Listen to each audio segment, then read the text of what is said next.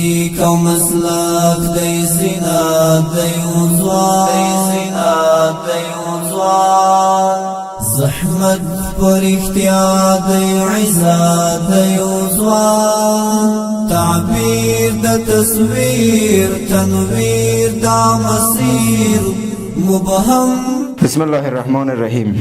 د سلام په وړاندې کولو سره د تخنیکی او مسلکی زده کړو ملي ادارې د ماښام اوه بجې خبري ټولګي ته ښه راغلاست.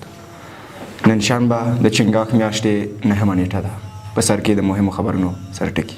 د بلخ ولایت سجادیه انسټیټیوټ د محصلینو د ملي زده کړو بهیر. د بلخ ولایت د کیمیاوي ټکنالوژۍ انسټیټیوټ زده کوونکو ته د برېښنا په اړه روزنه ورکړل شوه او د تخنیکی او مسلکی زده کړو ادارې اصلاحي غونډه جوړه شوه. زه مرتضی احمدي یم. د خبرونو پایل. د بلخ ولایت د سجادیه انسټیټیوټ د برق څانګې محصلینو د برېښنا په اړه روزنه ترلاسه کړه. لارښود استاد محصلینو ته د برېښنا په اړه توضیحات ورکړل او د محصلینو پوښتنو ته یې ځوابونه وویل. د تخنیکی او مسلکی زده کړو مرکزونو کې د روزنې لویه برخه عملي ده.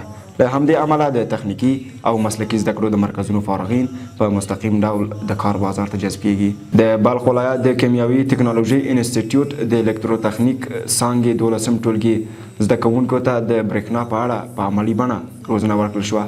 لارښود استاد د درس په جریان کې نوموړو ته د برېښنا او د برق د جریان په اړه توضیحات ورکړل او د هغوی پوښتنو ته یې ځوابونه وویل. د الکتروتخنیک څانګې زده کوونکو عملي فعالیتونه د خپلو زده کړو لپاره ګټور ګڼي او د عملي زده کړو په برخه کې د مسؤلینو له هلو ځلو څخه قدرداني وکړه. د تخنیکی او مسلکی زده کړو په مرکزونو کې زیاتره زده کړې عملي وي. له همدې امله د تخنیکی او مسلکی زده کړو د مرکزونو فارغان په مستقیم ډول د کار بازار ته جذب کیږي او د تخنیکی او مسلکی زده کړو ادارې اصلاحي غونډه د یاد ادارې د تخنیکی صلاحکار ښاغلي عبدالهادي مجاهد په وینا سره جوړه شوه. محترم استاد مجاهد په یاد جلسه کې د اسلامي نړۍ سره د غربیانو د تعاملاتو په اړه توضیحات وړاندې کړل. نوموړي وویل د مسلمانانو په وړاندې دوکه کول له مسلمانانو سره د تعامل په لاره کې د غربي نړۍ تر ټولو بنیادي میتود دی.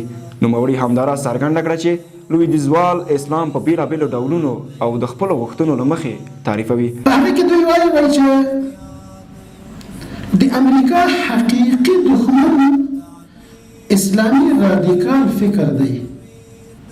دشمن حقیقی اسلام امریکا فکر بنیادگرای اسلام است، یعنی اون اسلامی که بر بنیادهای خود استوار است.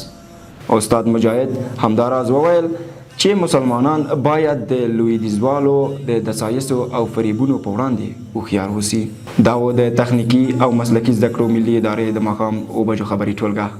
تر بیا چې زه مرتضی احمدي ستاسو درانه چوپړ ته حاضرېږم. تاسو ټول په لوی او بخښونکي خدای سپارم. الله مو مل شه.